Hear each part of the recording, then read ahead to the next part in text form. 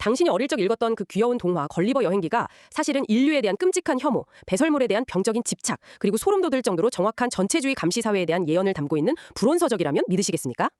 오늘 이 깊숙한 탐구를 끝까지 함께 하신다면 영원한 고전 이면에 숨겨진 인간 본성의 진짜 불편한 진실을 마주하시게 될 겁니다.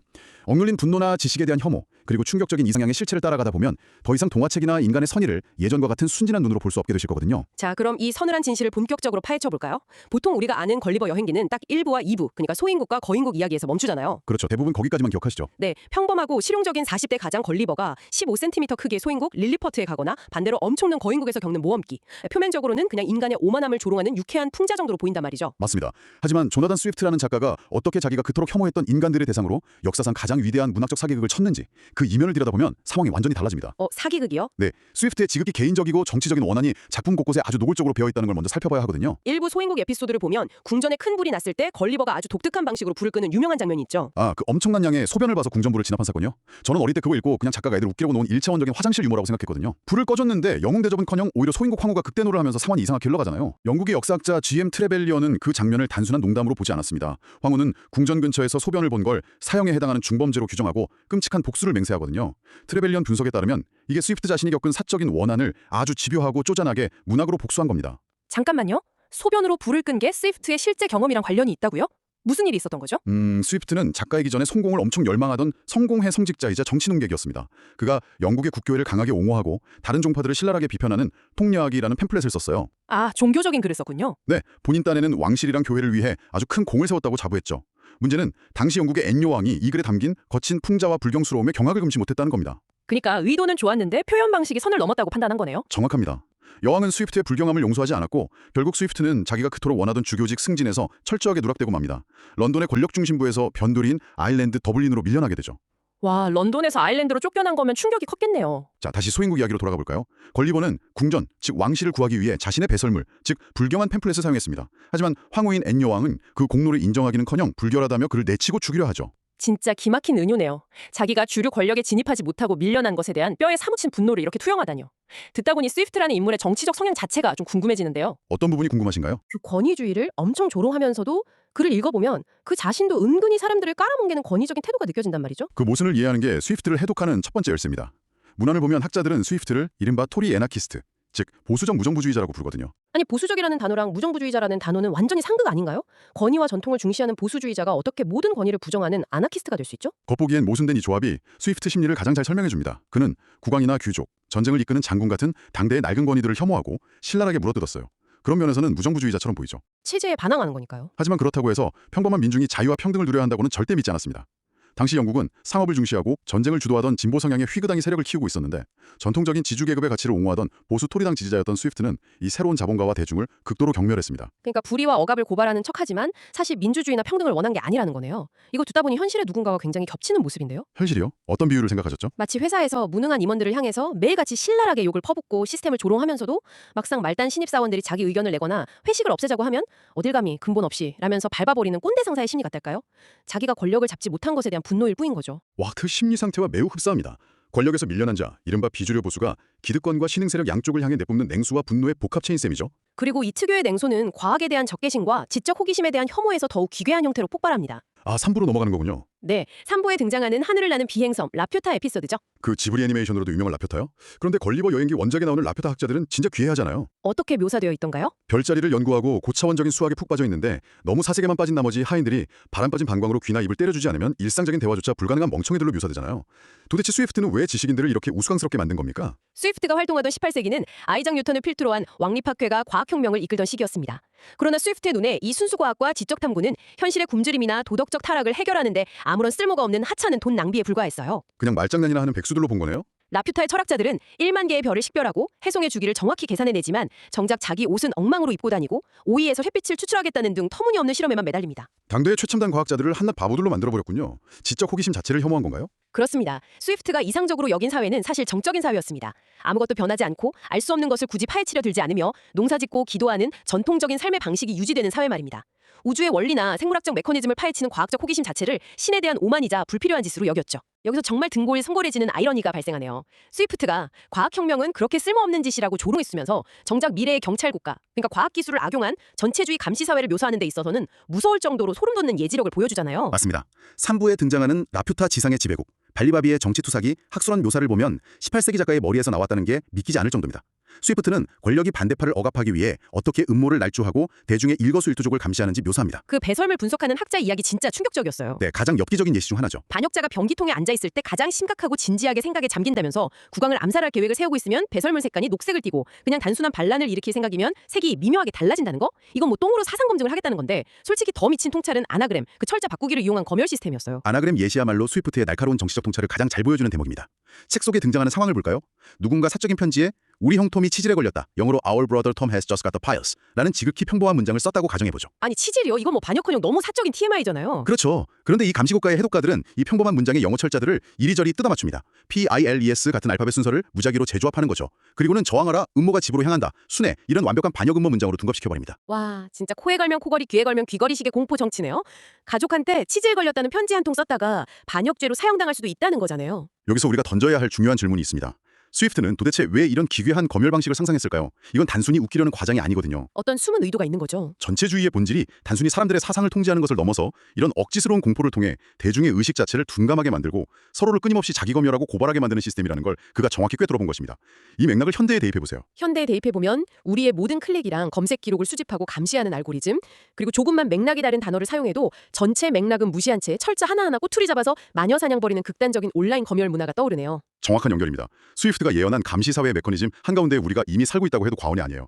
개인의 가장 내밀한 영역인 배설물이나 사적인 편지마저 권력의 감시망에 들어간다는 설정은 현대 디지털 감시사회의 완벽한 메타포가 되죠. 소변으로 불을 끈 개인적 복수부터 과학에 대한 혐오, 그리고 소름 돋는 감시사회 묘사까지 파헤쳐봤는데 이게 끝이 아니죠.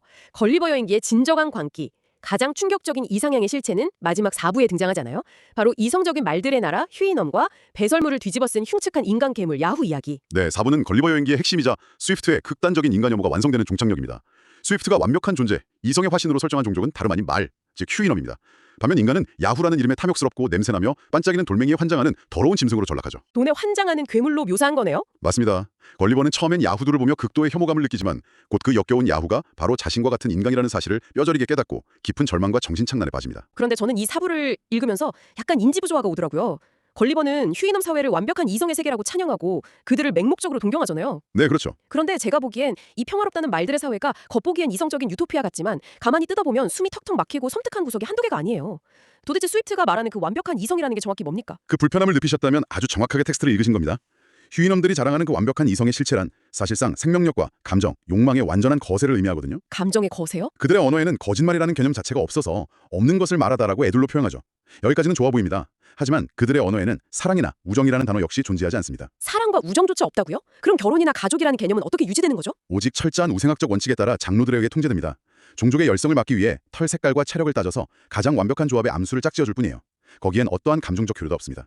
딱 2마리의 자식만 낳고 나면 인구 조절을 위해 평생 성관계를 맺지 않죠. 와, 기계 부품 찍어내듯이 인구를 조절하네요. 가장 충격적인 건 자식이나 배우자가 죽어도 전혀 슬퍼하지 않고 마치 이웃집 수리가 고장난 것처럼 무덤덤하게 원래 하던 일을 계속한다는 겁니다. 무언가 주걱건 웅어둔 방을 흘리지 않고 대체 부품 끼우듯 살아간다니. 아니 이 사회는 토론을 해도 만장일치뿐이고 다른 의견이 나올 여지조차 안 주잖아요. 저는 이거 읽으면서 유토피아가 아니라 약간 공포영화 속에 나오는 세뇌된 사이비 종교 집단을 보는 것 같았어요. 이 숨막히는 이상의 사회를 보면서 20세기의 위대한 작가 조지 오웰은 아주 흥미로운 에세이를 하나 남겼습니다.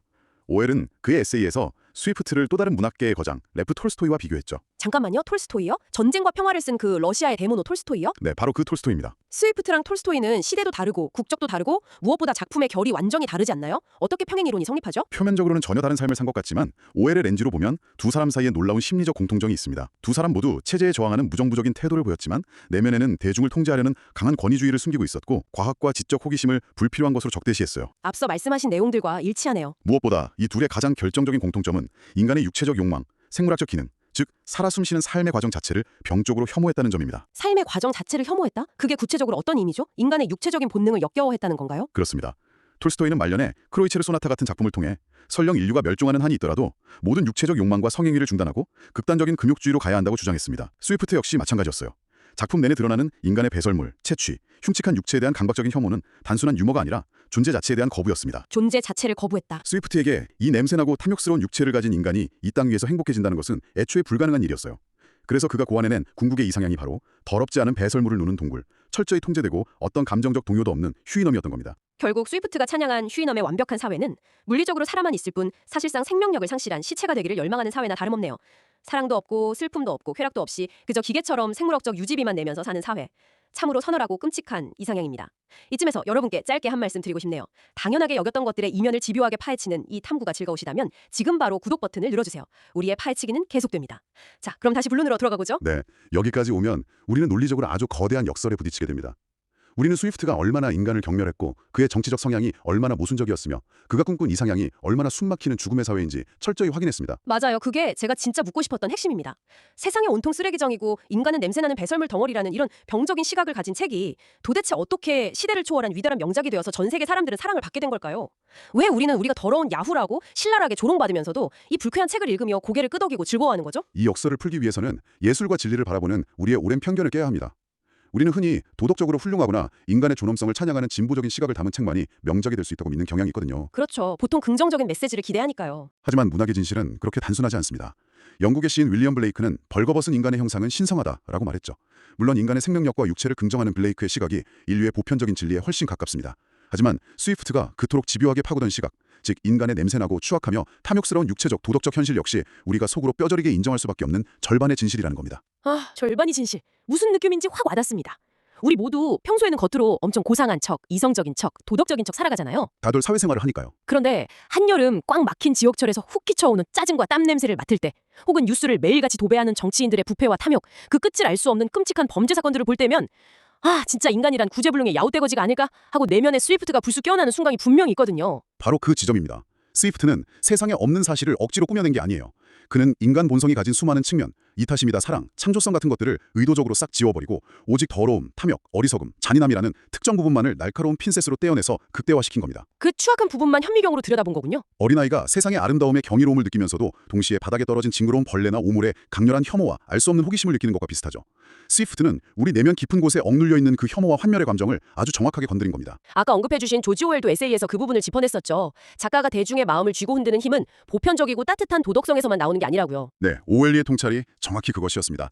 작가가 대중을 압도하는 힘은 일반적인 지혜가 아니라 단 하나의 숨겨진 진실을 골라내어 그것을 거대하게 왜곡하고 증폭시킬 수 있는 무서운 신념의 강렬함이 있다는 겁니다. 그 지독하고 병적인 에너지가 결국 걸리버 여행기를 한갓 불평꾼의 일기장이 아니라 불멸의 고전으로 격상시킨 원동력이 된 것이죠. 이제야 퍼즐이 맞춰지네요. 오늘 우리가 함께 살펴본 걸리버 여행기는 결코 순수한 아동용 모험기가 아니었습니다.